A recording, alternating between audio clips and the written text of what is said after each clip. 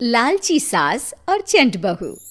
मीरा की सास कमला एक दिन अपनी सहेली सुमन से कहती है कि उसने अपने बेटे रमन की शादी करके लाखों का नुकसान कर लिया। कमला जी ऐसा क्यों कहती हो? भला मीरा में क्या बुराई है? अरे सुमन बहन, क्या बताऊं, इस मीरा ने तो मेरी नाक में दम कर रखा है। ना ही घर का कोई काम करती है और ना ही बाहर कमाने जाती है। अरे भला फ्री की रोटियां तोड़ने के लिए इसे लेकर आई थी क्या मैं? अरे जी आजकल तो ऐसा ही हाल है सबका। दहेज में एक गाड़ी क्या ले आती है कि बस सर पर बैठ के तांडव करने लगती है। मेरी बहू मीरा तो दहेज में एक फूटी कोड़ी भी नहीं लाई, फिर भी रोज महारानी मुझे उंगली पर नचाती है। जी फिर तो बहुत गलत बात है। तुम्हारी भी गलती है, बिना दहेज के ब्याह किया ही क्यों? अरे मैं तो अच्छा और बहुत दहेज लेती, आखिर मेरा बेटा इंजीनियर है। पर तेरे जीजा जी दहेज के खिलाफ है ना, बेकार कॉलेज के प्रोफेसर। अरे दुनियादारी की समझ ही नहीं है, बस अपने किताबों की दुनिया में ही रहते हैं। अरे जी अभी भी कुछ नहीं बिगड़ा, थोड़ा काम में लगाओ, खुद दहेज चल के आएगा। कमला को सुमन की बात समझ में आ जाती है और उसे सुमन का सुझाव अच्छा भी लगता है। कमला अगली सुबह से मीरा पर हुक्म चलाने लगती है। सुन बहू, फटाफट से सफाई कर ले, फिर रोटियां भी बनानी है। सासू माँ, सब मैं ही करूंगी क्या? आप क्या पूरा दिन मुझे काम बताने का ही कष्ट करती रहोगी? तो तू क्या चाहती है, मैं तेरी नौकरानी बन जाऊं? हैं? चुपचाप काम कर, नहीं तो अपने मायके का रास्ता नाप और निकल मेरे घर से। मीरा अपनी सास की धमकी सुन के थोड़ा डर जाती है। वो पूरी ईमानदारी के साथ घर का काम और अपनी सास कमला की सेवा करने लगती है। ये सब देखकर कमला बहुत खुश होती है, पर थोड़ी निराश भी होती है, क्योंकि जैसा वो चाहती थी वैसा कुछ अभी तक तो हुआ नहीं था। कमला अपनी बहू मीरा को और काम बताने लगती है। सासू माँ, आज मेरी तबीयत थोड़ी खराब है, आज तो मैं काम नहीं कर पाऊंगी।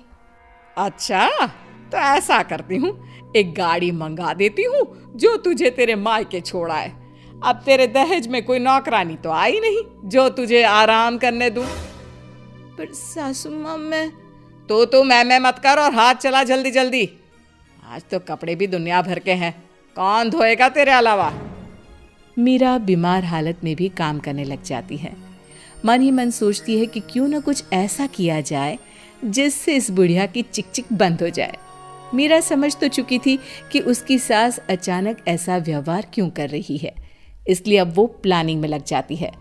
अगली सुबह मीरा तैयार होकर अपनी सास के पास जाती है। सासू माँ, मैं अपने मायके जा रही हूँ, 2-4 दिन में वापस आ जाऊंगी। वाह जी वाह, और काम कौन करेगा घर का? सासू माँ, 2 दिन की तो बात है बस। जा चली जा, पर फिर वापस आने के बारे में सोचना भी मत। मीरा जानती थी कि घर में वापस घुसने के लिए उसे क्या करना है। वो अपने मायके पहुंचती है और रोने लगती है। उसके माता पिता उसे रोने का कारण पूछते हैं, पर वो कुछ नहीं बोलती। तभी मीरा की माँ उसके हाथों की तरफ देखती है। मीरा, ये तेरे हाथों के नाखून कहाँ गए? तुझे तो नाखून बड़े करने का बड़ा शौक है ना? माँ, उस घर के बर्तन और कपड़े धो धो कर मेरे नाखून ही नहीं बल्कि हाथ भी घिस गया है। अब तुमने मेरे साथ ना कोई नौकरानी भेजी, ना कोई सुख की सुविधा। मीरा के माता पिता समझ जाते हैं कि मीरा को दहेज का सामान चाहिए। अगले ही दिन मीरा के माता पिता उसके लिए एक वॉशिंग मशीन और फ्रिज मंगवा देते हैं। मीरा ये देखकर बहुत खुश होती है और खुशी खुशी अपने ससुराल जाने की तैयारी करने लगती है। मीरा जब अपने ससुराल पहुंचती है तो उसकी सास उसे देखकर बहुत खुश होती है। अरे मेरी प्यारी बहू, आ गई तू? और ये फ्रिज, वॉशिंग मशीन, अरे भाई इन सब की क्या जरूरत है? सासू माँ, जरूरत आपको नहीं मुझे है, क्योंकि घर का काम तो मुझे ही करना पड़ता है ना। मीरा की बात सुन के कमला गुस्से से बोलती है। बहू रानी, तू मेरी बात सुन ले, मैं तेरे इस दहेज के सामान के सामने झुकने वाली नहीं हूँ। घर का काम तो तुझे ही करना पड़ेगा। अब कमला और दहेज लेने के चक्कर में मीरा का काम बढ़ाने लगती है। वो जानबूझकर गंदगी फैलाती और बना हुआ काम बिगाड़ने लगती। मीरा बहुत परेशान हो जाती है। वो अपनी सहूलियत के हिसाब से हर चीज अपने मायके से मंगवा लेती है। धीरे धीरे कमला की चाल कामयाब हो जाती है, पर वो मीरा की चाल नहीं समझ पाती। धीरे धीरे मीरा भी अपने मकसद की तरफ बढ़ने लगती है। वो अपने ससुर और अपने पति को अपनी तरफ कर लेती है। एक दिन मीरा अपने ससुर से कहती है, पिताजी क्यों ना आप ये घर मेरे नाम कर दे, क्योंकि सासू माँ तो बीमार रहती हैं और रमन का तो आपको पता ही है कितने बिजी रहते हैं। ऐसे में घर को संभालेगा कौन? हाँ बहू, मुझे लगता है कि तुम बिल्कुल सही कह रही हो। इस घर को संभालने वाला कोई तो होना चाहिए। ये कहकर मीरा के ससुर जी अपनी पूरी प्रॉपर्टी मीरा के नाम कर देते हैं। मीरा बहुत खुश होती है क्योंकि वो अब अपने मकसद में कामयाब हो गई थी। इस बात की खबर कमला को भी लगती है।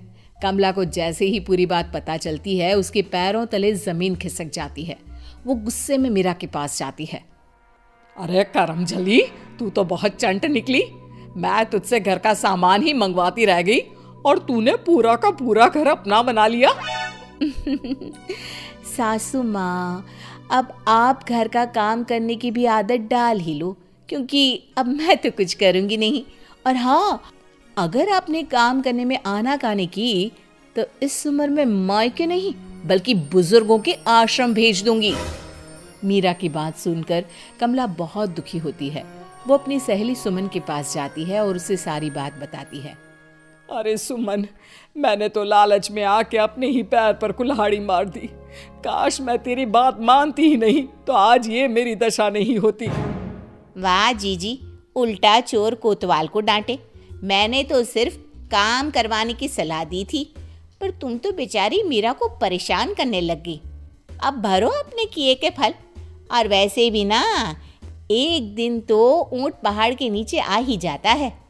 सुमन की बातें सुनकर कमला अपने घर वापस चली जाती है और अपनी बहू मीरा को पूरी बात बताती है कि कैसे सुमन ने उसे उल्टी सलाह देके अपना पल्ला साफ कर लिया। कमला अपनी बहू से माफ़ी मांगती है। नहीं सासू माँ, आपको अपनी गलती का एहसास हो गया, मेरे लिए वही बहुत है। मुझे भी घर पर कोई राजबाज नहीं करना, बस प्यार और साथ मिले उतना ही बहुत है। अब सास बहू मिलजुल के एक साथ प्यार से रहने लगती हैं और दोनों घर के काम भी मिल बांट के करने लगती हैं।